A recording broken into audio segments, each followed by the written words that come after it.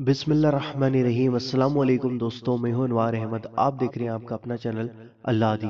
दोस्तों, इस वीडियो के अंदर हम आपको यह बताने वाले हैं कि कुंडे की नियाज की हिकमतें क्या क्या हैं। यानी अगर आप कुंडे की नियाज करवाते हैं तो आपको क्या क्या फायदे मिलेंगे। दोस्तों, यह वीडियो बहुत ही अच्छी है, इसको पूरा और आखिर तक जरूर देखना और इस वीडियो को हर एक मुसलमान भाई बहन तक पहुंचाने की जरूर कोशिश करना, ताकि हर एक इंसान अपने घरों में कुंडों की नियाज जरूर दिलाए। तो आइए नाजरीन जानते हैं। दोस्तों, सबसे पहले तो अल्लाह के रसूल सल्लल्लाहु तआला अलैहि वसल्लम की मिट्टी के बर्तन में खाना खाने की सुन्नत जिंदा होती है हमारे घरों में हर साल कुंडों की वजह से। दूसरा, पड़ोसियों को दावत देने की सुन्नत अदा होती है। तीसरा, जिक्र अहले बैत यानी जिक्र इमाम जाफर सादिक रदियल्लाहु ताला अन्हु से घरों में बरकतें नाजिल होती हैं। अल्लाह और उसके रसूल की रजा हासिल करने का जरिया बनती है।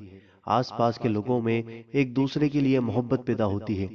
छोटे छोटे बच्चे खुश होते हैं, जिससे घर में एक रौनकदार माहौल पैदा हो जाता है। इस नियाज पर अल्लाह ताला का कलाम पढ़ा जाता है, जिसकी बरकत से घर के लोगों की जिस्मानी और रूहानी तकलीफें दूर होती हैं। दोस्तों में एक दूसरे को घर दावत देने से दोस्ती दोस्ती भी गहरी और मोहब्बत बढ़ जाती है।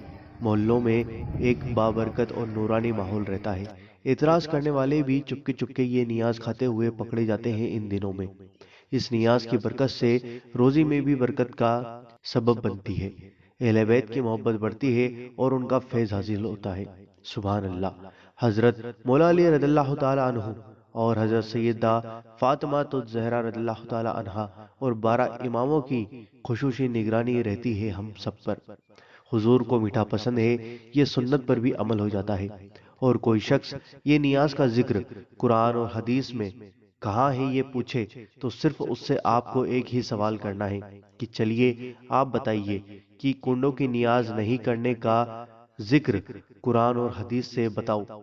क्योंकि हदीस पाक में आया है कि जो शख्स दावा करने वाला है वो दलील पेश करे, न कि वो शख्स जो अमल कर रहा है। तो दोस्तों, हम अमल कर रहे हैं और वो सामने वाला दावा कर रहा है कि हमें सबूत बताओ, तो हमें उससे ये पूछना है कि आप सबूत बताओ। क्योंकि हदीस में है, जो शख्स दावा करने वाला है वो ही दलील पेश करे, न कि वो शख्स जो अमल कर रहा है। दोस्तों, मुझे उम्मीद है कि आपको ये वीडियो पसंद आई होगी। अगर आप हमसे कुछ पूछना चाहते हैं तो आप हमें कमेंट करके पूछ सकते हैं।